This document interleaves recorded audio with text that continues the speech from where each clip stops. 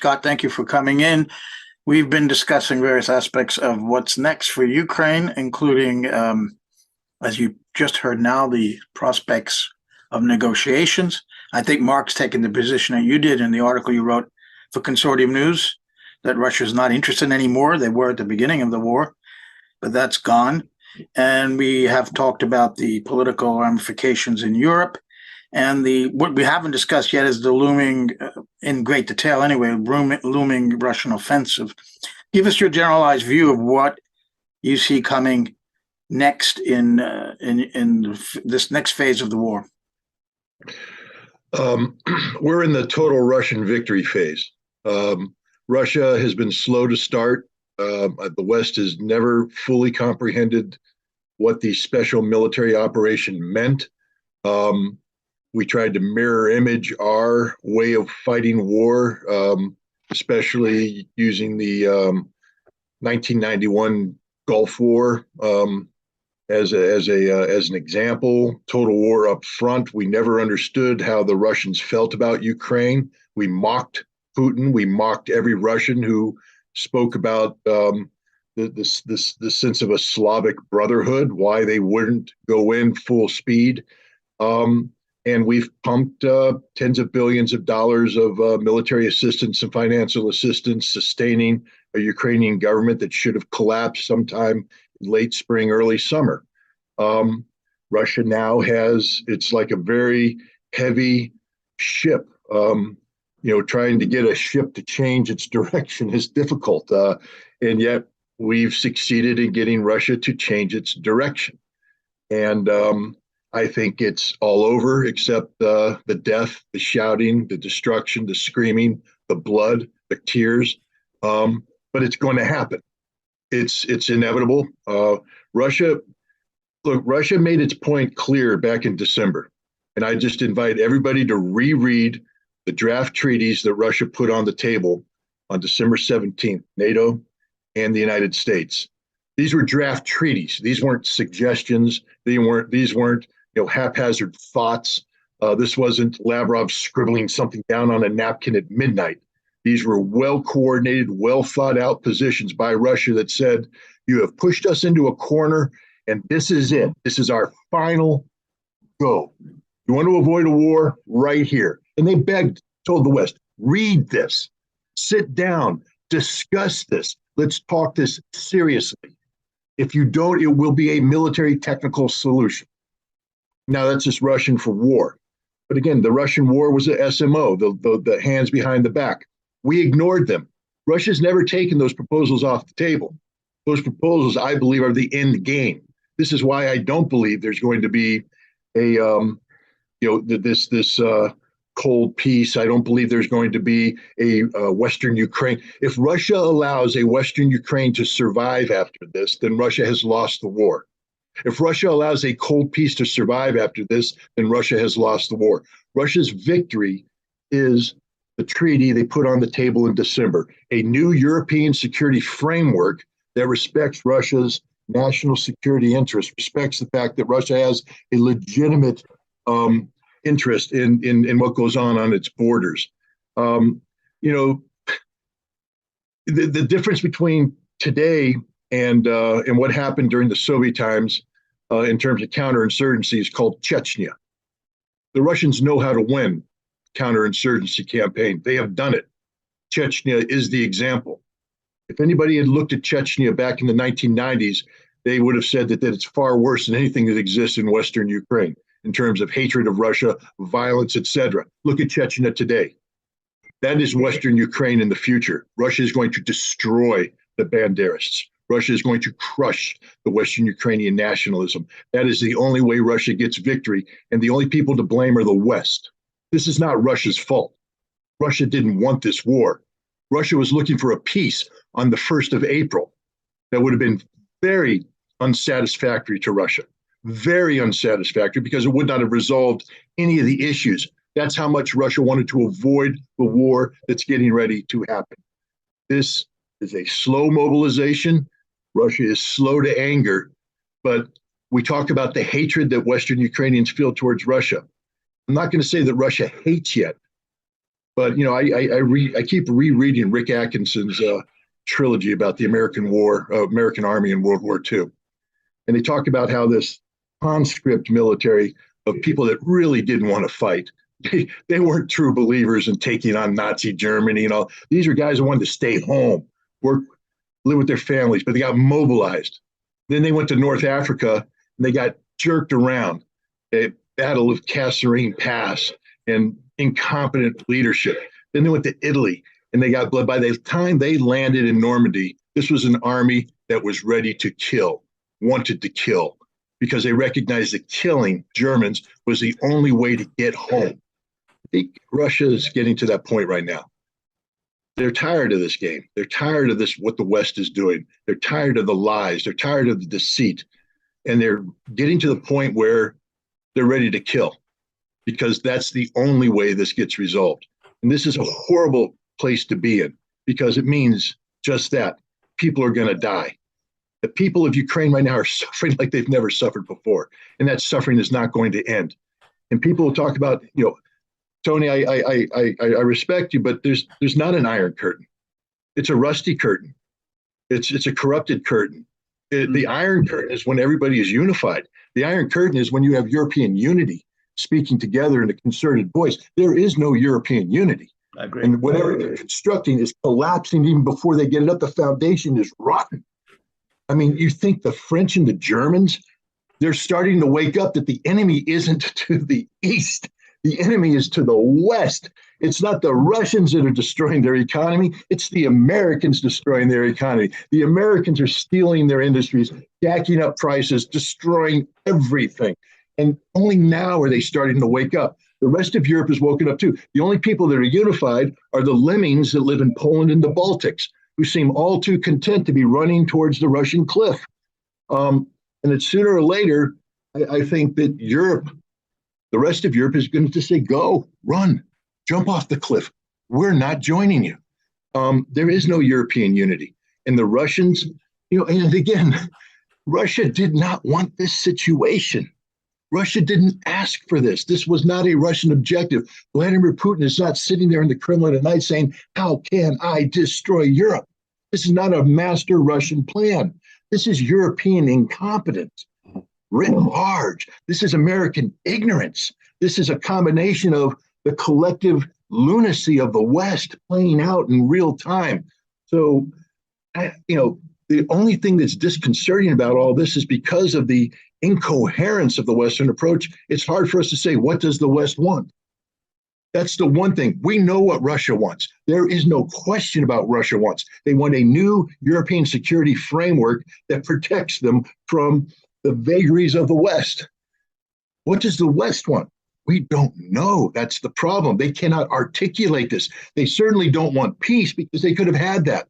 But they don't want war either, because they understand what the consequences are. So they're bouncing around between, in that middle ground here, sacrificing every Ukrainian possible. What's happening to Ukraine is a war crime perpetrated by the West, not the Russians, allowing an entire nation to devolve into the sad state that it is today. I am sickened when I see the lines of women lining up for water. Why is that happening? Why? It's not Russia's fault. Yes, you're going to say, Scott, they blew up the infrastructure. Blew it up because the West insisted on pumping in tens of billions of dollars worth of modern weaponry that slaughtered Russian troops on the front line. Russian troops that didn't want to get into this kind of fight, but they're there now. 200,000 Russians are showing up on the battlefield in the next month. That's 10 to 15 division equivalents, and Ukraine's got nothing to stand up and take them on.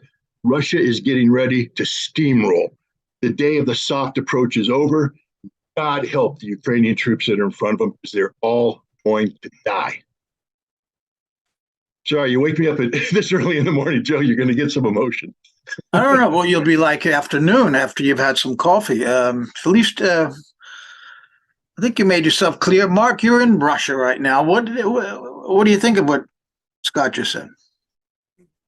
Well, I think he should be giving the morale boosting speech to Russian reservists who have been mobilized before they go into battle. agree with a lot of Scott's broad points, but I'm not quite as optimistic or triumphalist. I think that Russia has all the pieces there, but there is a lot of room for a lot of mistakes. A lot of mistakes have been made already. And I foresee some type of Russian victory at the end of this, but I don't think it will be quite as total or triumphalist. And I think the path there will be bloody and costly. I remember people saying when Lysychansk was liberated or fell, depending on your point of view, Severodonetsk and Lysychansk, that the momentum is there and the Kiev regime is defeated and Bakhmut would fall in a couple weeks. We're 4 or 5 months on. And those fortifications in Bakhmut, they've been reduced, they've been chipped away at, they're being surrounded, but the ability of the Kiev regime to get its conscripts and its volunteers to continue to fight in the most egregious circumstances, when they're facing a 10-to-1 artillery disadvantage, and a lack of even the most basic military supplies sometimes, is incredible. Especially when a lot of those conscripts are East Ukrainian boys and girls that don't or did not buy into the whole Ukrainian, particularly West Ukrainian nationalist scene. I simply don't think that it will be quite as one-sided or thunderous. I see the same general path. I just see it being a lot tougher. And the end result will be not quite as one-sided. I mean, there is a victory, but what does a victory look like? For me, I would be extremely happy with a victory that ended with East Ukraine liberated. At this point, there's very little options except having it absorbed into Russia. But I'm not even sure that much will be done. Kharkov, Dnipropetrovsk, these are big cities with lots of fortifications, surrounding them, even requiring hundreds of thousands of troops. And I don't believe that a political settlement can be forced on Kiev. How many waves of mobilization will Russia require? 2, 3 more? I don't know. But even with what Russia has called up so far, that still barely brings Russia to parity with the amount of forces that the Kiev regime has already mobilized, roughly some 700,000. They've taken heavy casualties, but they've largely been able to replace them piecemeal with conscripts along the way. And I believe that Russia has escalation superiority in this. They have an industrial complex. They have a population that is 5 times what Ukraine is. They have a military and a military industrial complex geared up to fight this type of war the way the West isn't and will not be. But that doesn't mean that it is going to be easy because of all of those advantages. And like I said, there have been a lot of mistakes made up till now, particularly not calling up the reservists from the very beginning.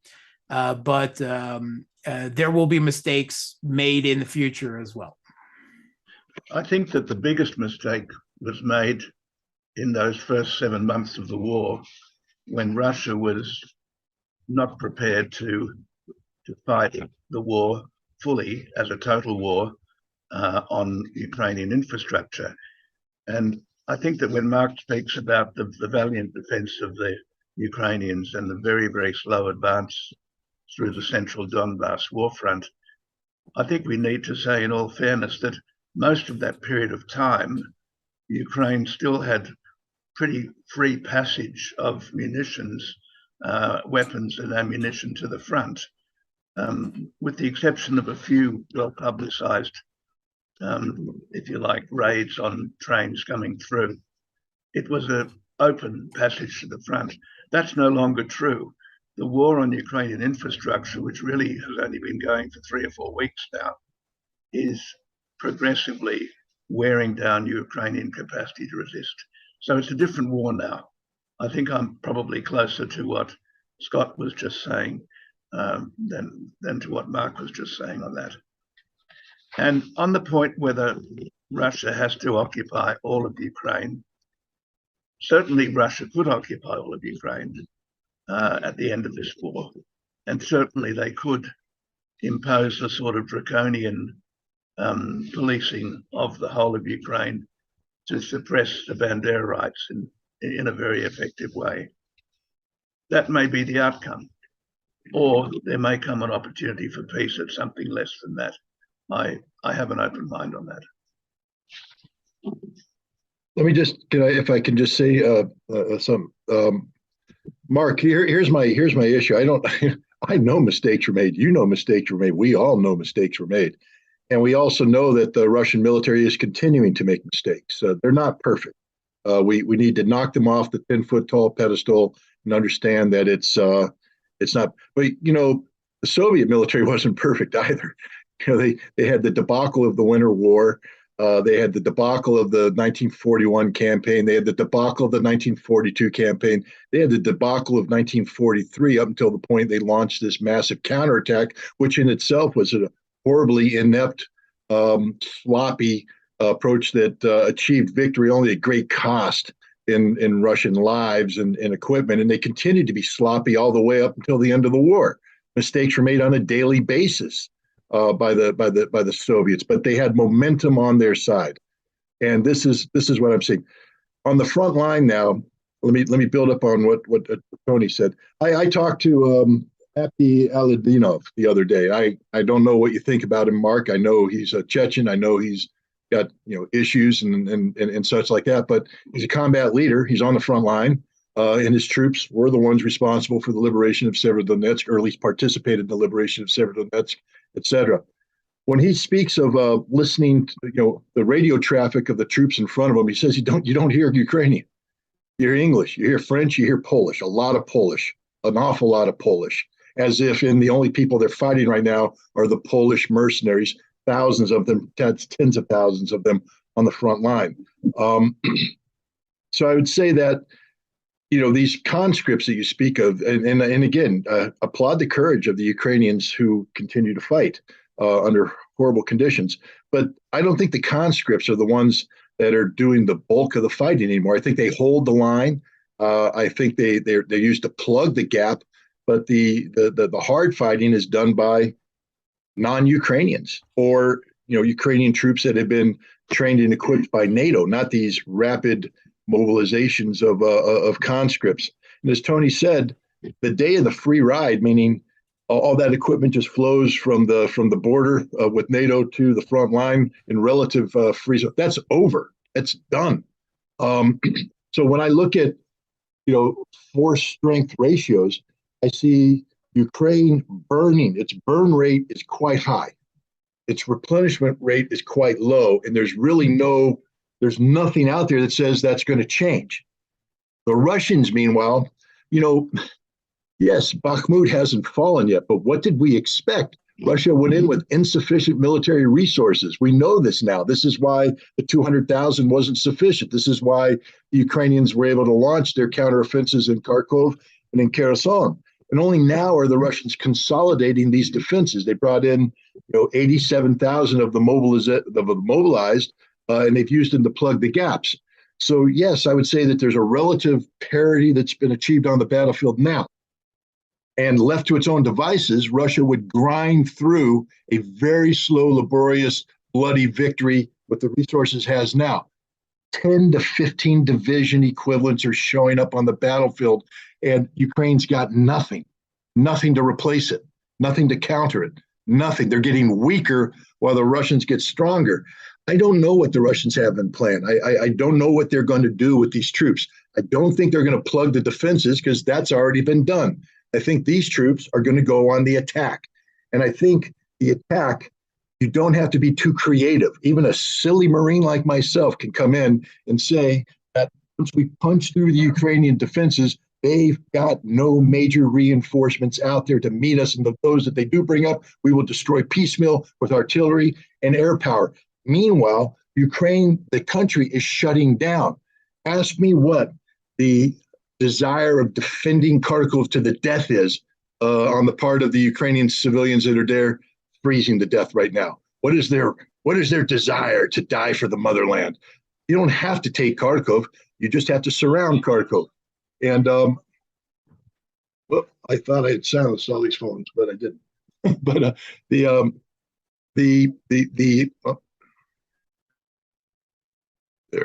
we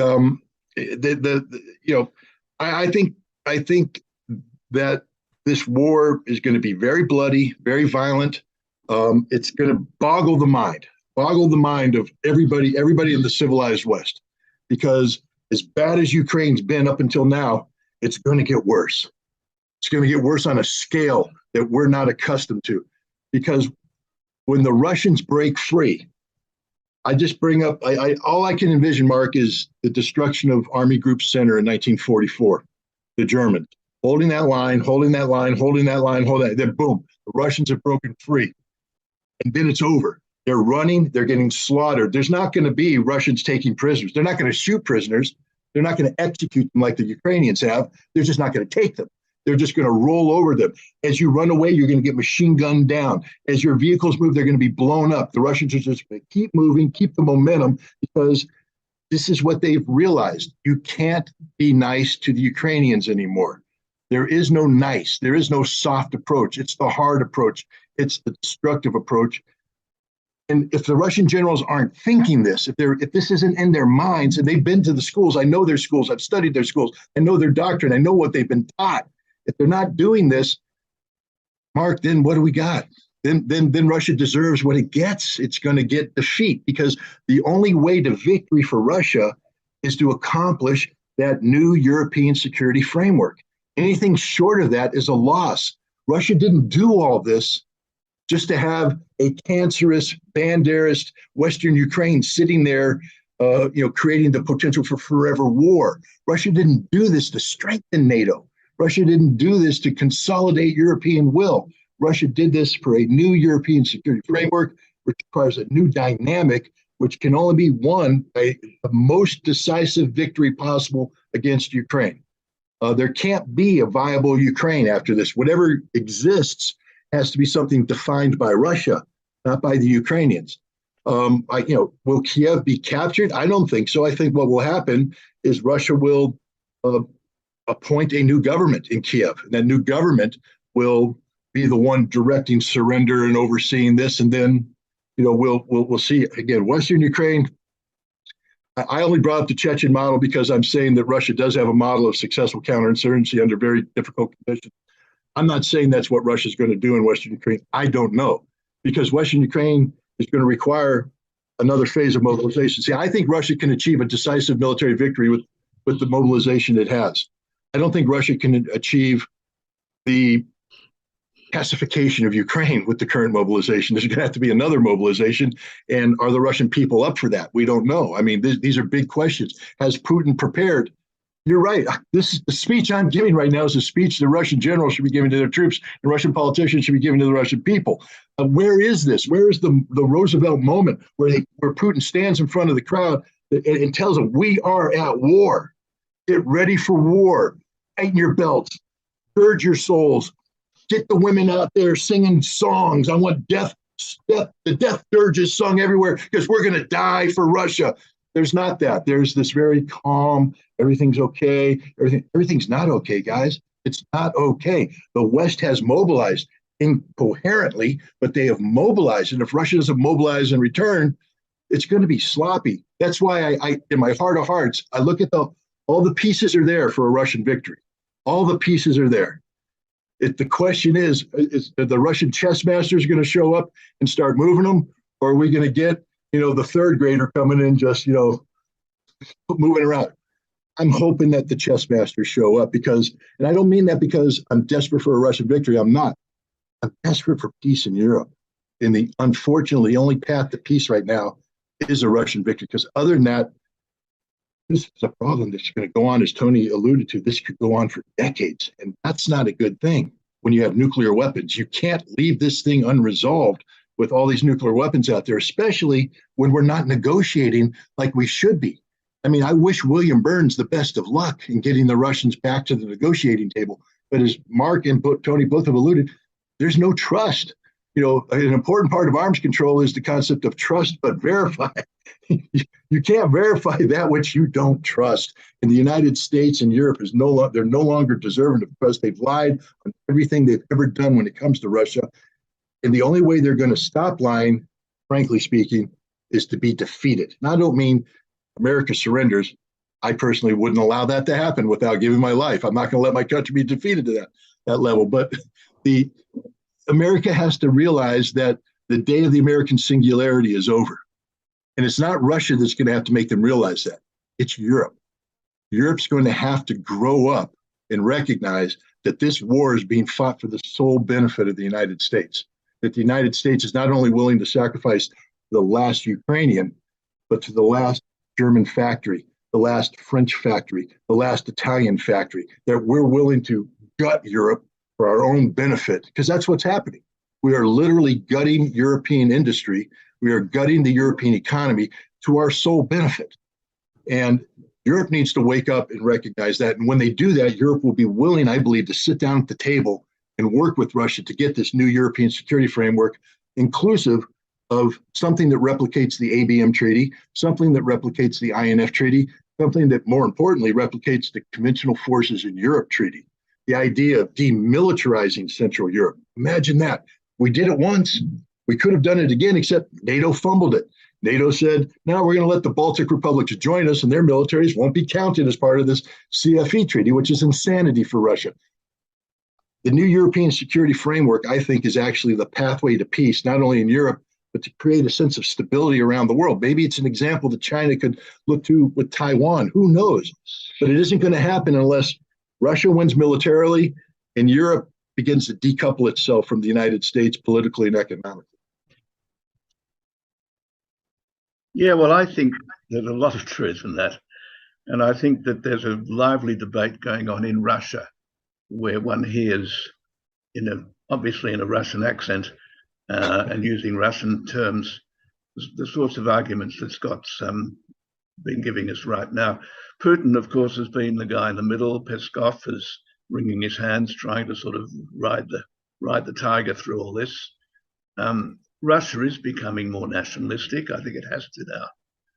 And the sort of the sentimental liberal intelligentsia view that Russia's, got to somehow get back to being European again, I think that's gone. Really, it's gone. And I think it's a good thing for Russia that it has gone, because Russia is a multicultural country. It's got important Asian elements in its ethnic makeup. It runs further east into the Pacific than my country, Australia, does. There are parts of Russia where the sun rises earlier than in Australia. And it has to really seize its destiny with both hands as a world nation, as a great cultural world of its own, to have a real pride in itself. There's so much to admire in Russia. And Ukraine has been allowed to become a cancer, eating away at the Russian sense of itself. And the cancer's got to be lanced, the boil's got to be lanced, it's being lanced. I hope that Surovikin is the right man to lead Russia to whatever is defined by Russia as a total victory. And Scott's obviously articulated his view on that very well indeed. Mark, anything to add? Yeah, I would just say, well, first of all, I am praying for a Russian victory, and I could care less about peace in Europe. In fact, peace and stability in Europe is the last thing I want at this point. Their political elite wanted to make the Russian people suffer with their sanctions war so much that they would rise up and overthrow their government. Well, I want the same thing for the European people. I want them to suffer so much, to freeze and go hungry and lose their jobs until they rise up and overthrow their governments. And a lot of people will be very upset when I say that, but they weren't upset when their own politicians said that about the Russians. And my wife is Crimean, and I have family all over East and South Ukraine. And they all want the same thing, but there's a lot of political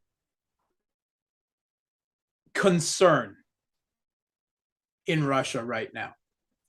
Not that the war shouldn't be fought, but that the Kremlin doesn't have the political will to see the war through to the bitter end that it needs to be brought to. The biggest fear that people have here is that there will be another Minsk Accord style agreement. It's something that is mocked and something is debased. But the threat that the Kremlin, Putin not being, shall we say, Putin enough to move past that, is something that is constantly on not just the experts, the nationalists, but is on common people's tongues here. They want. There's people getting on TV saying that those Christmas lights that Tony was so interested in Red Square should not be on this year. How can we be celebrating? Why aren't we sacrificing more to see this done faster and more thoroughly?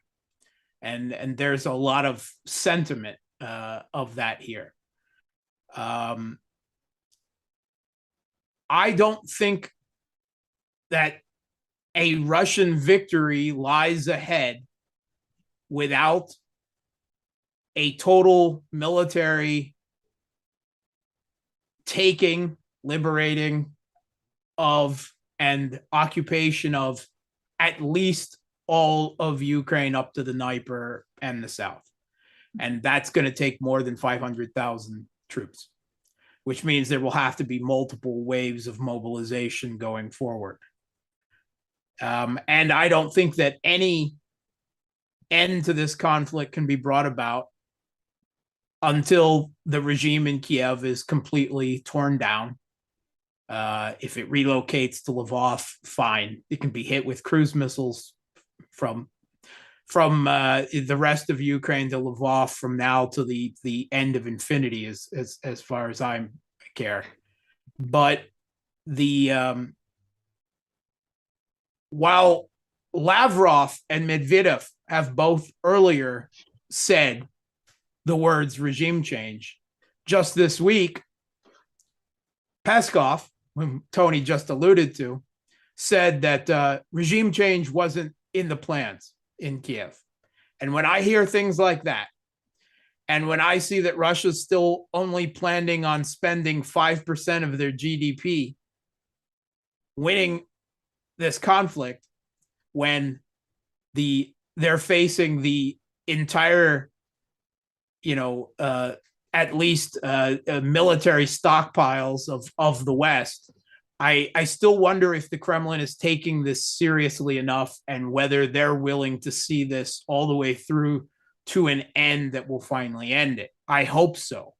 I desperately hope that Tony is right and that it will be over faster rather than longer. And I desperately hope I'm wrong and that the total smashing victory and the complete ripping up of banderism that Scott alluded to is in the future. I'm just always a fatalist and a pessimist, and it's done me well as an analyst till now. I always start off on the absolute worst possible scenario and allow myself to be talked a little bit back from that edge with select facts.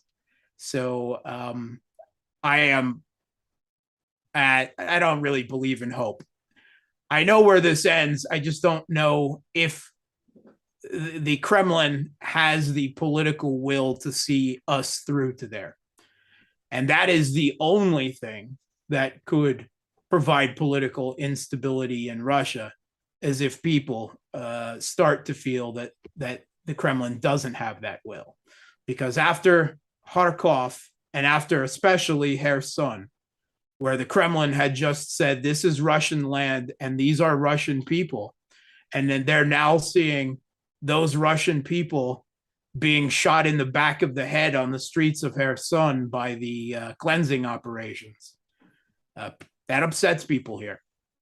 And they want to see action. And I expect to see action. With this big Russian counteroffensive, which we will see, or offensive sometime this winter, I don't see where you put 300,000 new troops onto the board that would make a decisive difference if it's not to go for Kiev at this point. And to go, not the 30,000 troops that was part of largely a shock and awe psyop operation that worked in the south, but went terribly wrong around Kiev in the beginning of the conflict. But 300,000 troops should be just enough to surround Kiev, take Zhytomyr, Sumy, to allow Kiev to be completely surrounded, and if not force an end to a conflict, then force an end to the regime in Kiev at least, and everything to the east of that. And Mark, short of destroying banderism, which it's very difficult to destroy an idea if you kill a lot of people, what about Scott's idea of actually getting these two treaties that were put forward by Russia last December to NATO and the US? No. I mean, that's never going to happen. Never going to happen. That's never going to happen. I mean, not in the next 20 years. I mean, because the West will not be defeated here, right? I mean, they will be defeated, but not they themselves. Just their proxy will be defeated here. They will never agree to a peace on Russia's terms.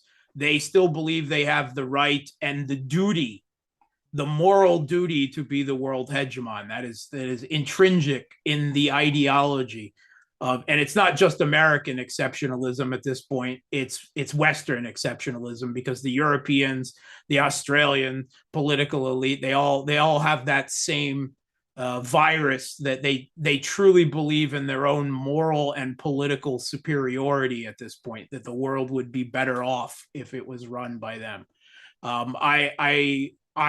This definitely ends in a new Cold War of one form or another.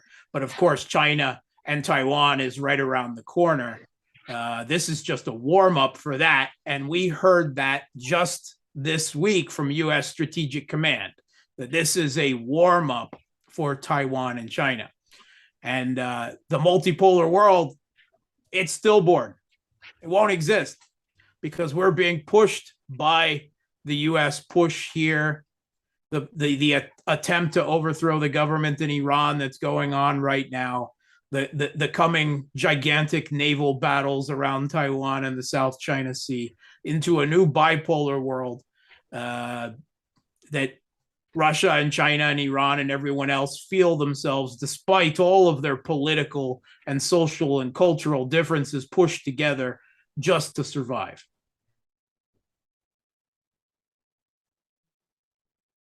Tony, you have something to say? You're closer to that theater of battle than any of us. Yeah, well, I continue to be an optimist about the good sense of Asia Pacific people. We just saw a very successful G20, successful in the sense that the West wasn't able to act in its usual hegemonic way of past years, corralling the non-aligned into an anti-Russian, anti-Chinese coalition behind it. None of those things happened. The West actually left Bali humiliated, and I was very pleased to see that. There's a resilience about the Asia-Pacific region, and there's a rationality which both Chinese, mainland Chinese, and Taiwanese Chinese share that rationality. I think East Europe is just a crazy place. It's full of crazy people, crazy fanatical people. Whereas you don't get that kind of crazy fanaticism in the Asia Pacific region. You get a pragmatic, hard-headed, cool.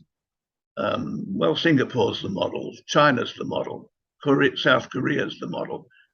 I've got great faith in Asia to avoid the craziness that's coming out of Eastern Europe.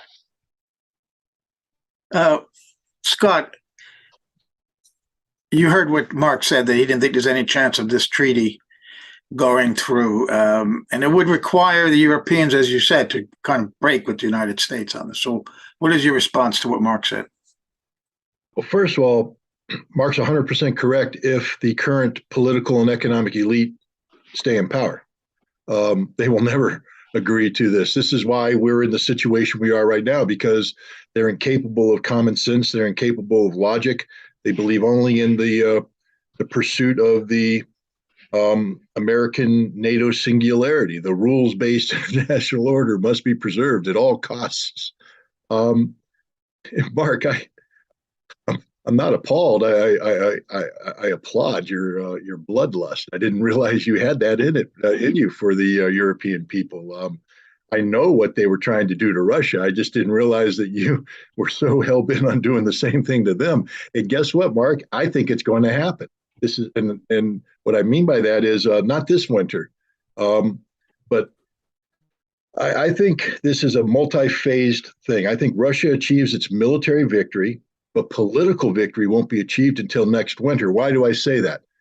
Because, again, the Europeans are just, I tried to take, economy 101 in college, and it just befuddled me. That's why I went into Marines, because it's much more easier for me to do what Marines do than it is to think through the complexities of not just national economies, but global economies. But hey, I'm smart enough to know that if you're going to build up your strategic gas reserves, that which keeps you alive in the coldest months of winter, and you say you don't want Russian gas, but while Russian gas is available, you buy as much of it as possible to build up these reserves as possible so that you don't have to bankrupt yourselves on liquid natural gas. And then you say we're not going to have any more Russian gas. Then all those reserves you had are going to shrink down over the course of this winter. And then it's going to come time to fill them up for next winter. And now you don't have cheap Russian gas to do that. You have the expensive liquid natural gas that you can't afford. Therefore, you're not going to be able to build up these reserves. Next winter is when Europe breaks, Mark. Next winter is when I think you're going to see the beginning of what I call a revolutionary transformation in Europe, where people are going to wake up to the fact that the current political and economic elites do not have their best interests in mind. And if it doesn't happen this winter, I think you're going to see a hot summer of discontent rolling into a winter of desperation in 2023. And that's where Europe breaks. See, I do believe that the outcome is going to be a new European Security Framework Treaty, but it can't be negotiated, as you mentioned, with the current political and economic elite. There needs to be a revolutionary transformation in Europe, and I think the pieces are in place for that to occur. But this is why Russia can't have, I'm going to watch my language here, Joe, because I respect your audience, a half-baked approach towards this conflict. Because if Russia leaves this conflict unresolved, then they create an impetus that gives the political and economic elite in Europe the ability to motivate, intimidate, whatever you want to say, the population into staying the course. If Russia presents Europe with the inevitability of a European NATO/defeat in Ukraine, I think you're going to see demoralization. Similar, Mark, you talk about the demoralization of the Russian people through the incomplete victory. Put yourself for a second in the shoes of the Europeans, in the Americans. We've been told that we're going to send all this money and these resources off to Ukraine to have this wonderful, glorious defense against the evil Russians. And yet we're looking at it and we're losing. We're not winning. And we're looking at the difficulties we have here at home. We're losing faith too. The Europeans are definitely losing faith. The bloodlust isn't there in Europe right now. They don't want to hurt Russia as much as you want to hurt them. And so I think we're seeing a shift in the paradigm of how the European dynamic is working. The connectivity between the governed and the government is starting to fray. And the key to causing that to totally break is, I believe, through the economy. Again, I'm a Marine, not an economist. So if somebody wanted to jump up that's smarter than me and say, Scott, you're wrong, I'll accept that. But I just think that knowing what happens here, I mean, I'm looking at my gas bill. Marine and I are looking at our heating bill, and we're not even using that much heat. It's a mile, and we got it, and literally it's gone up, $80 a month, and it's going higher. Inflation's impacting mortgage rates, everything. We're looking at our paycheck, and we're looking at the bills coming in, and we've seen just in the last several months, our monthly cost of living expenses have gone up over $1,000 a month. That's $12,000 a year, and my income isn't rising. So, and I'm sitting here going, if this is happening to me, it's happening to everybody else too. This is an economic crisis. And believe me, when you're looking at your bills saying, I got these bills, I got limited resources, the last thing you're thinking is, let's send more money to Ukraine. This is why I think the Republican victory in the House is important, not because the Republicans aren't as Russophobic as the Democrats. They are. The Republicans actually understand how you can exploit the discontent of the masses to their own political advantage. And that's what it's all about. It's not about believing in anything and all that. No, it's about political power. But the key to retaining political power is to exploit the discontent of the American people about what's happening right now. And I think that's going to happen in Europe. One last thing, if I may, Joe. I think, Mark, you've hit on something that all Americans need to hit on. You, and this, you may not have realized you hit on it. I'm not downing your ability as an analyst. I'm just saying that I'm looking at how America views Russia. And we are influenced heavily by what I call the Putin whisperers. These are the Fiona Hills and the Angela Stentz and all these other people who have written book after book after book about the autocratic nature of the Russian leader. He's a dictator, an evil man. He controls Russia with his maniacal puppet master thing. And as a result, we don't understand anything about Russia. And I don't claim to be a Putin expert, but I do know that Vladimir Putin was an accidental president, meaning he stumbled into the presidency as opposed to desiring the presidency or spend his life seeking to get there.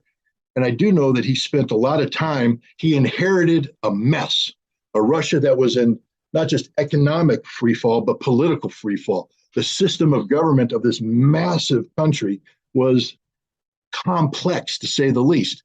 And he had to come in, and he is still, I believe, dealing with the consequences of that.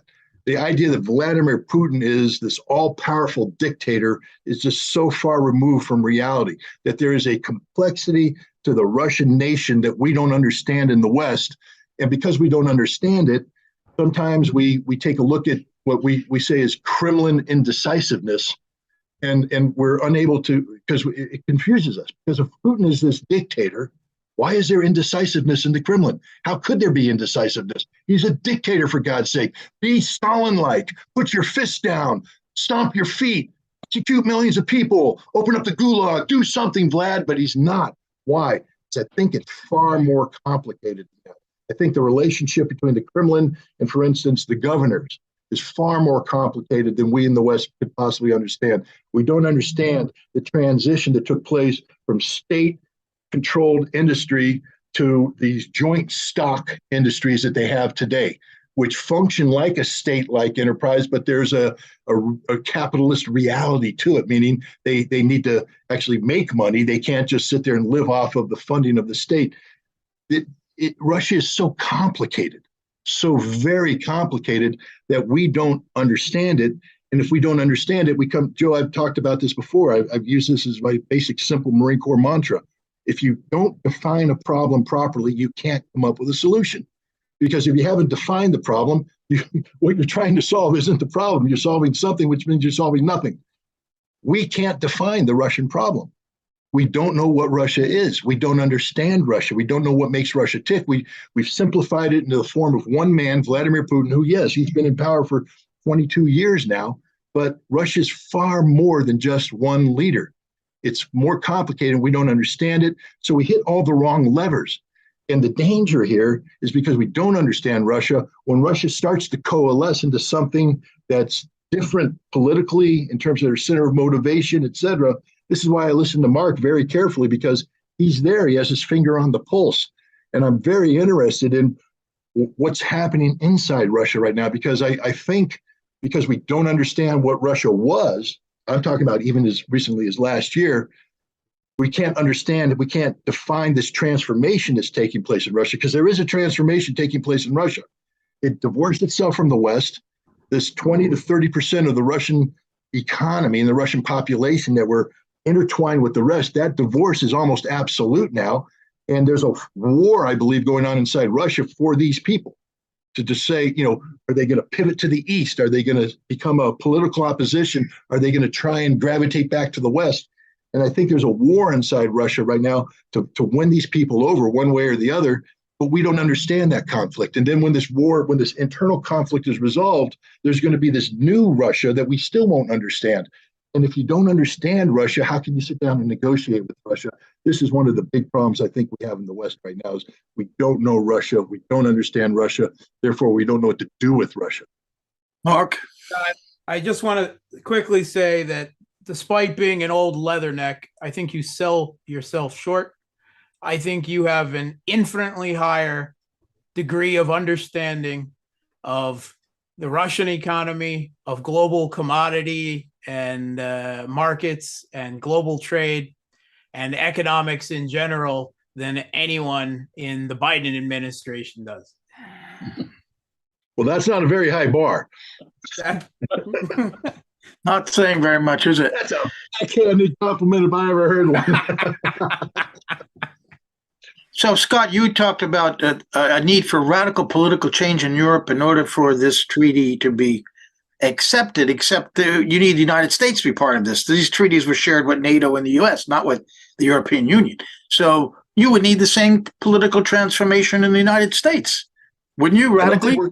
I don't think we're going to get the political transformation, because I think the Democrats and Republicans are so deeply entrenched. You would literally have to have a grassroots revolution that swept everything aside, similar to what we did with King George, to have that kind of revolution. And I don't see that in the cards. The American people, we're not revolutionary right now. We're consumers, baby. And as long as you feed that consumption, we will wrap ourselves in a cocoon of comfort, and we'll just be happy to sit here and let the Republicans and Democrats do whatever they want to do, because we're that big of a loser. The issue isn't revolutionary transformation. The issue is the momentum of America. A lot of people forget that, this current globalism of America, and I mean globalism in American version of globalism, which is we control everything, not globalism where it's shared, is a relatively recent phenomena. It came after the victory in the Second World War, where we sort of inherited the world because we weren't invaded, we weren't bombed, we had a functioning economy, and we were able to be the engine of democracy, even though that's not really what we were. But the true instinct of America is isolationist. We want to be an isolationist. What does America first mean? America first doesn't mean that America dominates the world. America first means that we take care of our own. And I see with the current Republican victory in the House, a trend away from this neoliberalism, neoconservatism of global dominance to an America that is going to come in amongst itself, turtle up, and be more isolationist, where we're going to solve, at least try to solve, as much as any Republican or Democrat president, leader could ever do, the internal problems. And we see that. Look at what Biden's doing. The definition of American isolationism first starts with, not just American exceptionalism abroad, but American exceptionalism at home. We are literally stealing the jobs from Europe. We're sucking the lifeblood out of Europe because it's America first. America's turtling up. And that's what's going to open the door. The key to the negotiation in Europe is to get not Macron, because he's not, what's that? Mark, I've learned a new Russian word. It's not, I don't know the Russian word for it, but adequate. Yeah, I always thought adequate. If someone said you're adequate to the task, I always thought that was sort of like an insult, because in the Marine Corps, I don't want to be adequate. I want to be exceptional. I want my boss to write on my fitness report, he is exceptional. But if my boss wrote he is adequate, it meant he's sort of boring, he's dull. But the Russian interpretation of that is far different. If you're adequate, because I had some Russians call me adequate, I'm like, what am I doing wrong? They're like, nothing. Adequate is good. You're adequate to the task. So we need European leaders who are adequate to the task. Macron is not an adequate leader. Neither is Schultz. But France and Germany are the key. Why? Both are starting to recognize the need for an independent European security alliance that's liberated from the United States. I think there's a growing recognition that NATO is little more than, and my dog is chiming in because he agrees with me, NATO is little more than an extension of American national security policy. Europe's going to have to come up with its own agency, and that's what I think Russia's going to be negotiating. This new European agency, this post-revolutionary agency, where Europe is looking out for Europe's interests, and that's best served by a new European security framework. No, it's a European security framework, meaning keep America away. I think Scott just raised a really good question. Let's assume a total Russian victory. Does NATO survive in its current form a total Russian victory?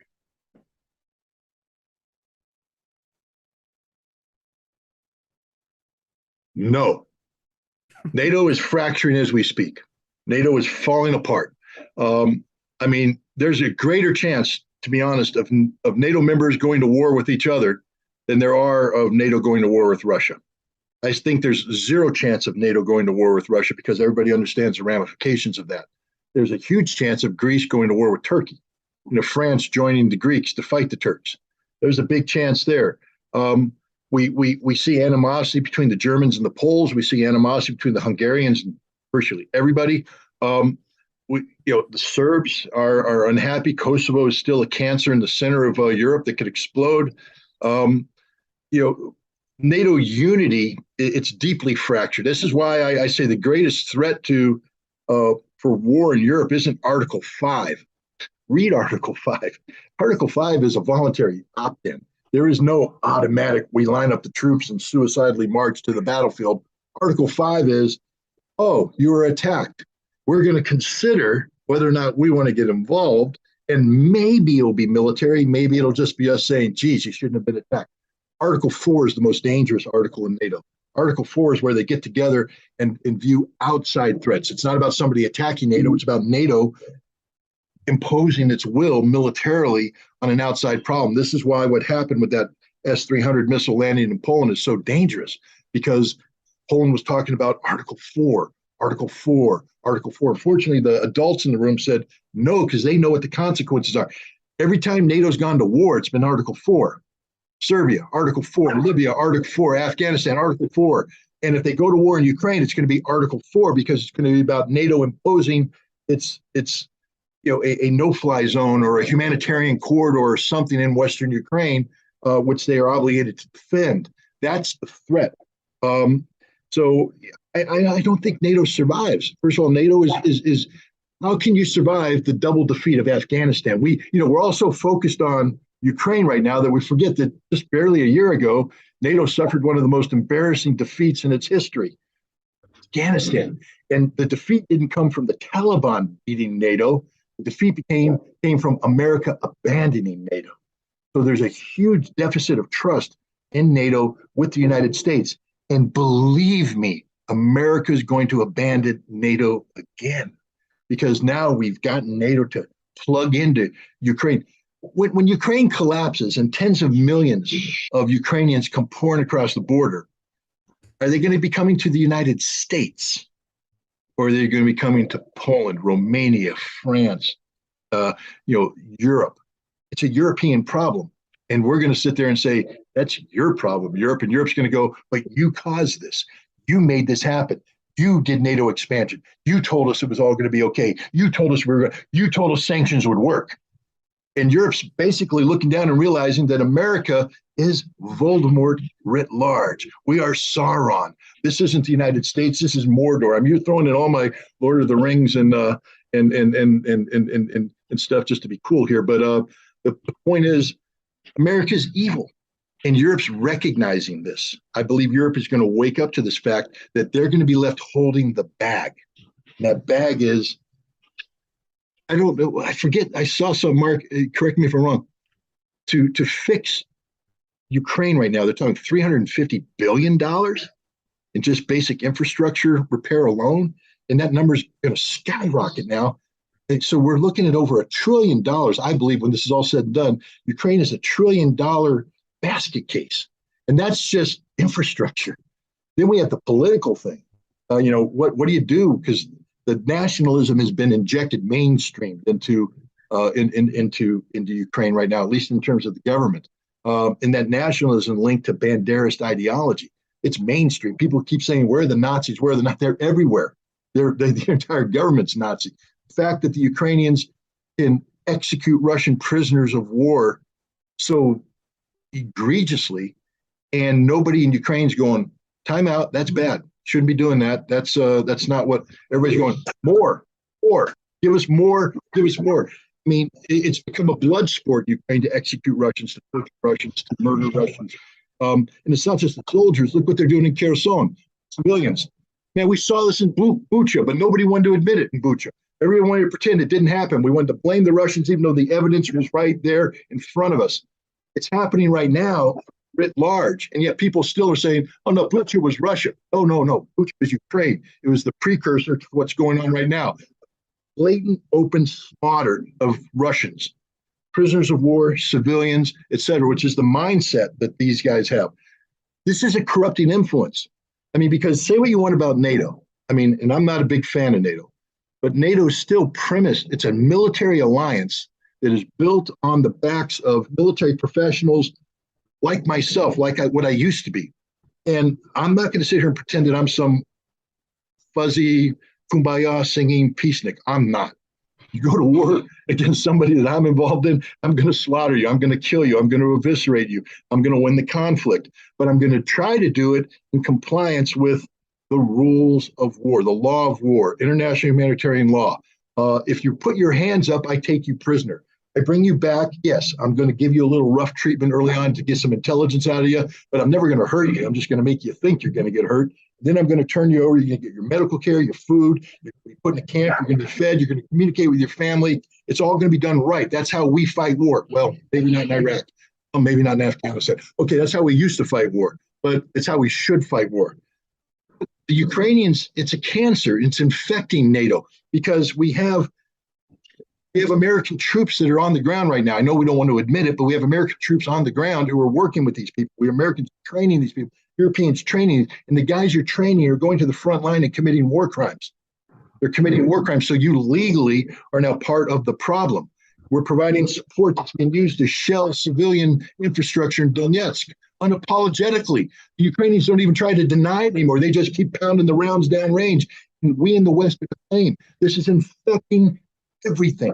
And it's a cancer. And at some point in time, our military is going to say no more. I mean, at some point in time, the either that or we're going to go to the dark side. But I believe actually when a person takes an oath to defend the Constitution of the United States and they're trained on the laws of war, that, look what happened in Iraq and Afghanistan. The United States recognizes now that what we did was wrong. I'm not talking about invading. I'm talking about how we treated prisoners, how we did. There's a consensus that we got off the path, that we were wrong. We lost our moral compass and we need to bring it back. And so the military today is doubling down on training people about the morality of war. I always love that term. There's nothing moral about war. It's about me killing you. But the morality of war. But now Ukraine is destroying everything we say we stand for, everything we stand for. And NATO can't survive.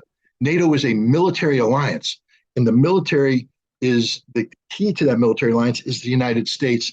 And I know people are going to roll their eyes when I say this, but the American military does have a moral compass. We do have a moral code.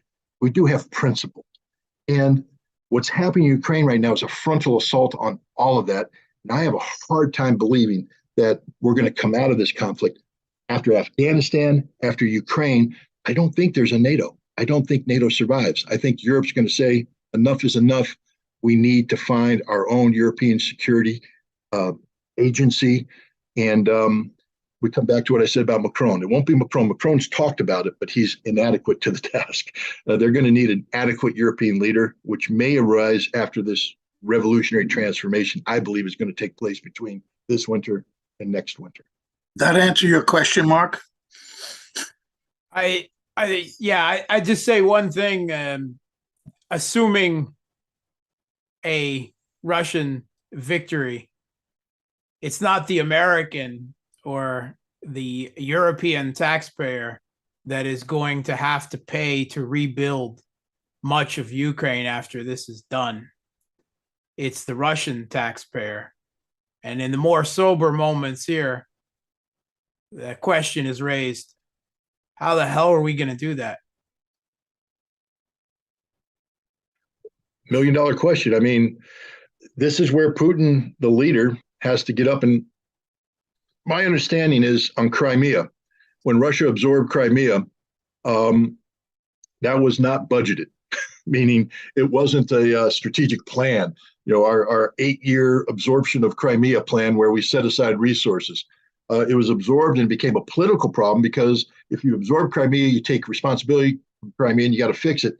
And so they went out to the different governors, and that I guess certain sectors of Crimea were allocated to different regions, and then a region took it upon itself to reallocate their own internal budgets to help rebuild Crimea. That's what my understanding. I see you shaking your head. I'm roughly the same correct. thing happened with the business. They say the wealthy elite. I don't want to call them oligarchs because they don't really have any political power anymore. But Putin called all the oligarchs into the Kremlin and basically shook them down and said, "You're going to help us pay to rebuild this. You're going to donate some money." Yeah. But rebuilding Ukraine is That's a much bigger task. Bigger, and it's going to require more than a shakedown of the Russian economic elite. It's going to require a genuine tightening of the belt of all of Russia, and this is why it's so important that Putin get the buy-in of the Russian people in this conflict, because it's not just about winning the war; it's about managing the peace. Winning the peace. How do you rebuild Ukraine so that it can be an effective part? You don't want Ukraine, you know, one of the things that befall, you know, that has harmed Germany is the approach they took towards reabsorption of East Germany after unification. And they created a lot of political problems. You don't want to, again, I'm an American, so what do I care? But if I'm a Russian, I don't want to suddenly become responsible for not just the, 8 million people that they are now new Russian citizens, but I mean, that number could go up to as many as 20 million if they complete the Novaya Russia. You don't want 20 million disenfranchised, disaffected, economically suppressed people in your country. You want them to be seamless with everybody else. In order to do that, you can't use the West German model, which was we will make no sacrifice and we'll treat the East Germans like this cheap labor, cheap this, cheap that, cheap this. And there's a lot of political resentment today if you look at German politics. Russia's going to have to tighten its belt, but you can only do that if you tell the people up front, this is what's going to happen. This is how we achieve it. No one has told them that up front. Yeah, and that's a problem. Yeah. To raise a broken, devastated Ukraine, East Ukraine, up to Russia's living standard, it's an impossible task. Well, it's got to be done. Beijing! Investment, please. Belts and roads, baby. Belts and roads. Yeah, well, I mean, that's a very important point. China will help pay for all this. And I also come back to the very rapid recovery of Russia and Eastern Europe after 1945. I mean, who would have dreamt it was possible to rebuild Donbass so quickly? after 1945. The Russians, as a people, have this enormous capacity, once they believe in something, even under a ruler like Stalin, to achieve incredible miracles of reconstruction. It'll happen again. They won't have a leader like Stalin, I hope. But I hope that Putin will continue to be the leader, God willing, for many years to come. But whoever they have as leader, there's this Russian capacity. You see it in Mariupol now. You saw it in Crimea very quickly after 2014, to just get things done. And it's the spirit of, you might call it the motherland, collectivism, whatever you want to call it, that this is a job we have to do together. Russians do not waste energy on the sort of internecine, inter-party struggles that the West wastes energy on. They get on with the job. So Mark, what is happening in I'm optimistic Mariupol? about that too. Sorry, what is happening in Mariupol? Is it being reconstructed? Is Tony over romanticizing this Russian Oh, capacity? it is it's just the reconstruction that's occurring so far, of course, is limited. I mean, it's still relatively small scale. It will grow, but what they've done so far, it's a nicer apartment than I have. I mean, it's just still just the beginning. Azovstal is going to be the key. Are you ever going to get that back up and running? Not like it was. No, they're talking Like- about making it a hipster park now. They're going to have to do something, because that industry's gone, and that was one of the cornerstone foundational industries of the economy of that region. And I think that's half the problem, is that this again, now we could come back. I've spoken too much, Joe. I apologize. But you got my brain working early in the morning, which is always a dangerous thing. But we talk about how we don't understand Russia. Mark, the Ukrainian economy, it was a Soviet economy. And then the Soviet Union broke up. Now it's a Ukrainian economy, but it doesn't work by itself. It was never designed to function as this insular thing. And so there's always been this shadow economic relationship between Ukraine and Russia that the West has ignored. I mean, the whole concept of Viktor Yanukovych's pivot to the European Union was unrealistic from the start, because of the just how do you get this economy that's so plugged into Russia to pivot? But now we look at it. It was always underdeveloped. What I mean by underdeveloped is Azovstal didn't change fundamentally from the Soviet times to what it was at the end. Russian industries changed dramatically. I mean, if I went to Vodkinsk today, I would not recognize Vodkinsk. I would not recognize what's going on inside the Vodkinsk Factory Association in terms of there's a word I'm missing here, modernity, the modern. They've made upgrades. Modernization. Modernization. There's a word. Too many syllables for a Marine. But the fact is, Ukraine was already decrepit. I mean, the one of the things that scared the Russians about absorbing, Crimea was one thing because they had the naval base and all that stuff, but Donbass itself, I mean, you just can't readily absorb that without even though all the people are like, we're Russian. Yeah, but you're not, because what you guys are still, in Brezhnev era, you're still dealing with this old Soviet infrastructure. And Azovstal was part of that. But the costs that are going to be required, this is what West Germany ran into East Germany. The cost of bringing East German industry up to Western standards so that it could be absorbed and continue to make the West competitive was prohibitive. And it's going to be 10 times so for Ukraine. Even under let's say the war didn't happen. Let's just pretend the war didn't happen and the Ukrainians went, we want to be part of Russia again. That would have been economically prohibitive for Russia to absorb Ukraine. And even if all the Ukraine, let's say the Western Ukrainians got brainwashed overnight and they went, we want to be Russia.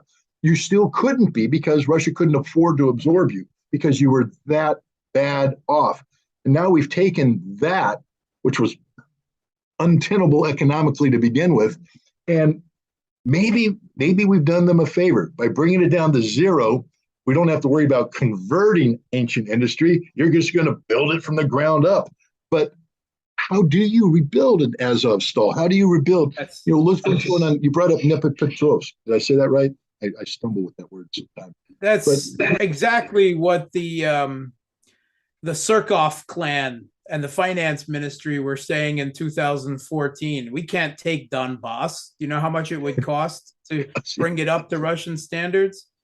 And anyway, there's a sentiment now that I'm not sure if it will play out, but that in whatever rebuilding of Ukraine or what part of Ukraine takes place, that it will not be reindustrialized so that it can never present a threat again. Interesting. Sounds like the plan they had for Germany. Yes. Yeah. How'd that work out? Oh, well, they didn't implement it. Yeah.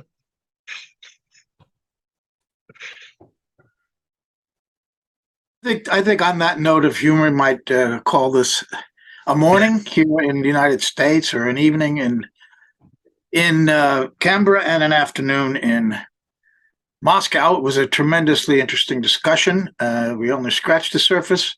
Hope you guys will come back again soon, maybe at different hours, so that those of us on the East Coast of the U.S. don't have to get up and when it's still dark.